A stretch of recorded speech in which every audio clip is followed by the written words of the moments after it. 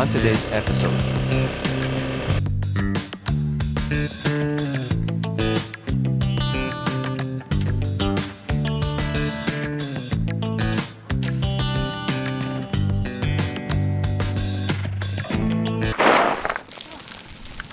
Sana makita ko pa.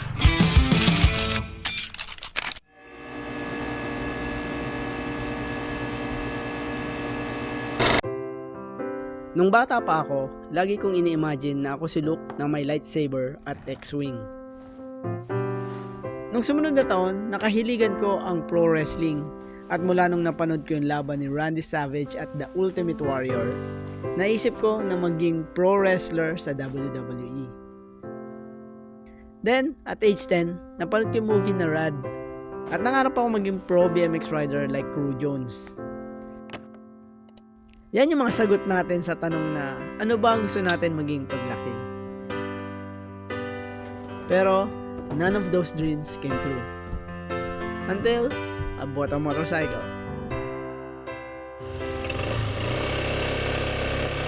Today is Sunday, may chance ako na makatakas sa malapit lang sa UP. Makapagkita lang ako sa kaibigan ko, tambay kami, kwentuhan, kape-kape. At sana mapag-usapan yung next trip namin dahil matagal ko nang gustong mag-camping, hindi lang matuloy-tuloy. Siguro dahil sa pinaplano. Pero for the meantime, pa-wash ko muna tong motor dahil mula nang malakas kahapon, medyo naputikan yung ilalim. So paugasan ko muna para naman neat gamitin. Hindi madusing.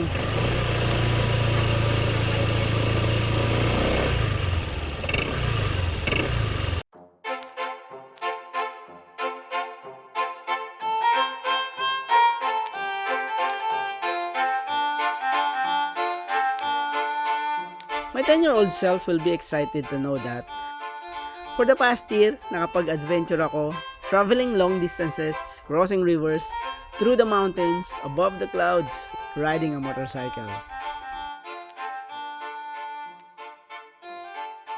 Di na importante kung Harley, dirt bike, or scooter, 10-year-old Randall will be stoked sa idea na I own a motorcycle at age 40-something, 49.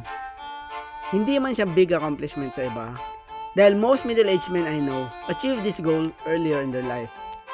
Para sa 10-year-old na bata, natupad at least isa sa mga pangarap ko, owning a motorcycle when I grow up.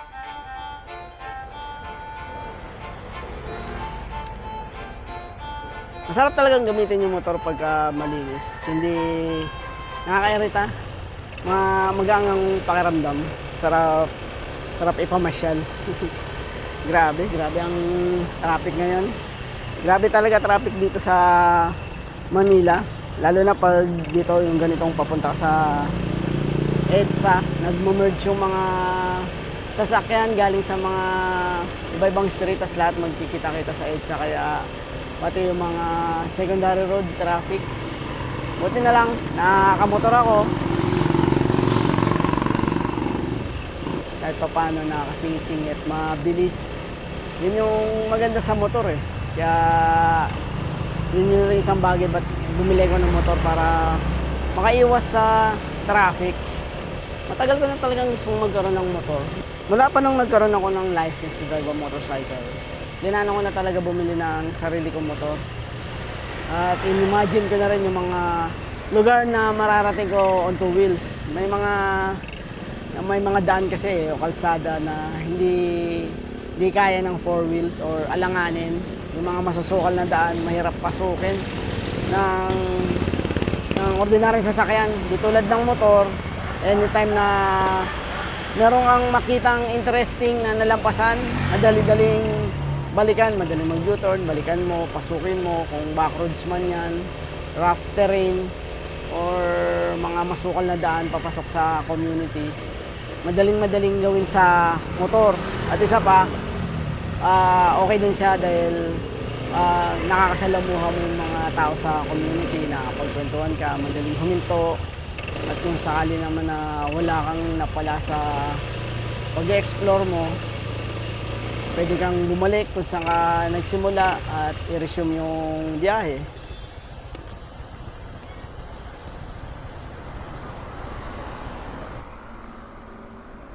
Para sa mga tatay na katulad kong merong responsibility at inuuna ang pamilya, paminsan-minsan masarap din yung nakatakas tayo, nakakagala, nakapunta sa mga gustong lugar na marating.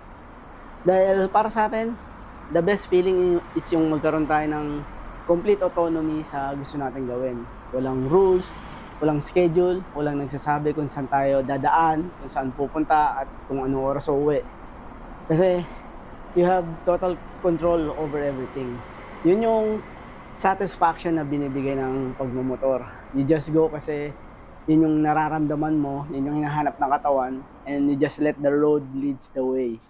O wala ka ng 2 oras sa pagra-ride, abutin ka ng 3 hours, 4 hours, di mo namamalayan, you'll end up somewhere 9 hours later just wandering, and you just wonder.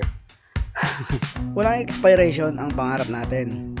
We dream kasi it gives us motivation to work hard for that aspiration. Yun yung pinakamasarap na reward yung feeling na, yeah, there are times that I beat more than I could chew, but I stood tall and did it my way. Sabi nga ni Frank. If there's anything in life that I've learned na ma-share ko sa mga kabataan ngayon is that don't give up on your dreams. Gaano man kataas yan or kasimple as owning a bike. Chase your dreams kahit matagal abutin.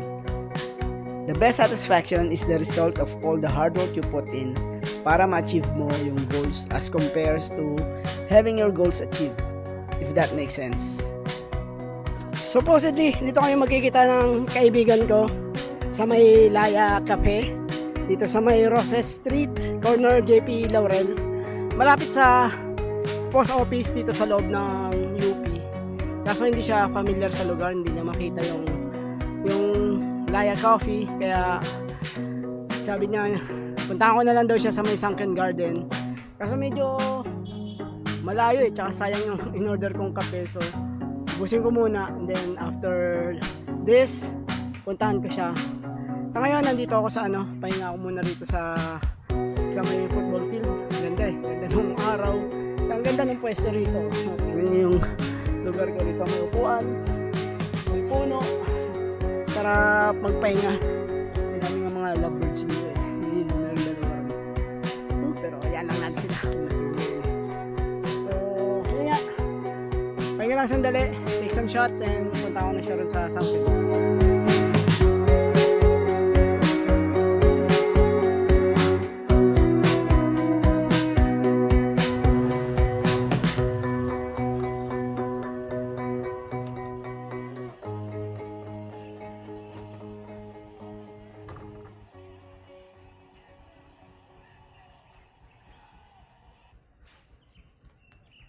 This is definitely the reason why I bought a scooter. Pang errands, it's easy to get around, madali magpunta from place to place. At napaka-effective ng transportation. Lalo na pag yung nanay mo may kailangan sa'yo at nandun siya sa bahay niya, malayo sa'yo. Madaling puntahan, nagiging malapit yung malayo. Tulad ngayon, kanina lang nandun ako sa may kabilang side ng university. Ngayon papunta na ako rito sa Sunken Garden to meet my friend. Dito ko raw siya hintayin So let's see kung nasan sila.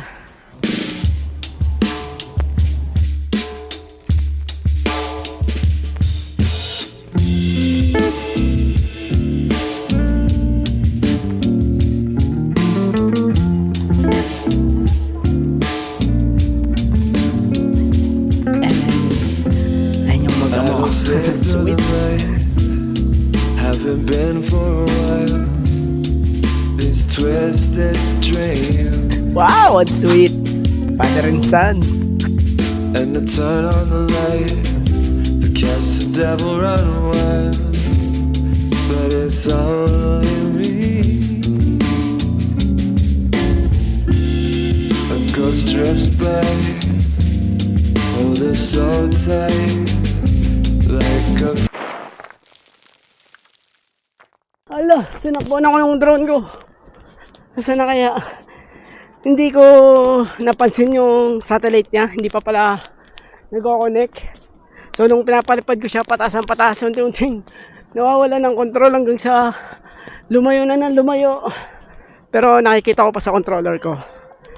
So hanapin ko lang siya, sundan ko lang yung trajectory niya. Papunta siya rin sa may Palma Hall. So sana makita ko pa. Pero nawala na ako ng connection eh.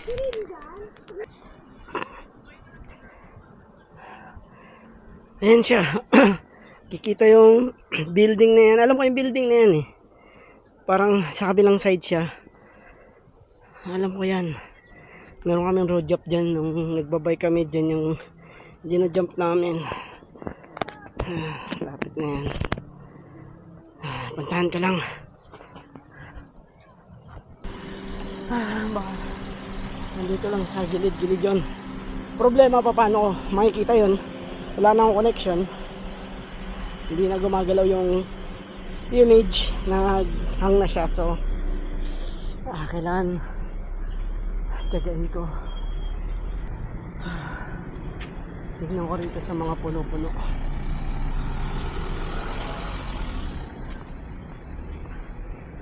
Ito lang yan. Malapit lang dito yan. Ayan yung building.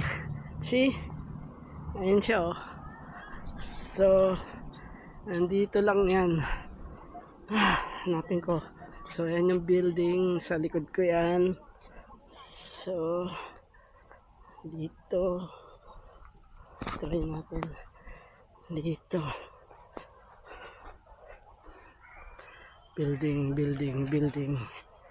Building. Saan ka na? Dito lang yan. Kamukha na ba kayo?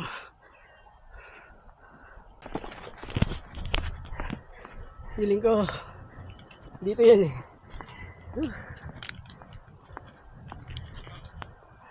Kasi yung Palma Hall. So nandito lang sa mga puno-puno rito. Tingnan natin. Ito kaya yan. At this point, nagagabi na. Sana mawala. Medyo lumalabo na yung chances na makita ko pa yung drone. Nawawala na ako ng pag-asa.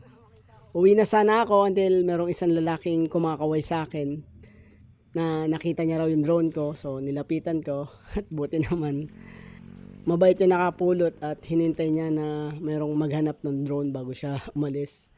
Talagang binantayan niya. So salamat kay kuya at hindi niya iwan yung drone ko. Swerte naman at nakita ko pa. Hindi ka nang masira yung drone. Wala naman damage. Okay pa lahat. At lumilipad pa. Munti ka na yun ah. So, sa mga bagong flyer dyan, laging tandaan, calibrate ang drone. At check nyo muna yung coverage ng satellite kung mataas. Pagka medyo nagpupula pa siya, huwag mawawalan kayo ng control pagka lumayo ng lumayo tulad na nangyari sa akin.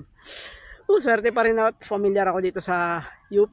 Alam ko yung mga itsura ng mga building at buti na rin lang at hindi siya lumanding sa semento, kaya medyo malambot tong damuhan, kaya hindi siya sira.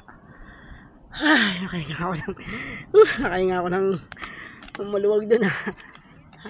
Drink muna tayong tubig. Ay, kalamansi juice pala. Buset! 1 year from now, I'll turn 50. Medyo depressing kung isipin paminsan-minsan. Pero ganun talaga ang buhay. Tumatanda tayo. Kaya lagi kong binabalik-balikan yung little version of me. Yung times na gusto lang natin maging isang Jedi or ride a motorcycle like Maverick sa Top Gun. I believe na I can still make something despite of my age. Medyo challenging pero alam ko na kaya pa. I believe in this kasi just a few months ago, narating ko ang pinakamataas na highway system on my own. Something na hindi ko naman naisip na gawin until I decided to go there. If I could go back in time and talk to my 10-year-old self, sasabihin ko na, pasensya na, I did my best. I chased them all pero I failed numerous times. Pero at least, nakapag-adventure ako, crossing the rivers, through the mountains, above the clouds, on a motorcycle. Parehas lang yun. Anong lesson ang matututunan natin ngayong araw na to? Kung yung mga paraan nyo ay laging nagpe-fail, always remember na there's always a better way.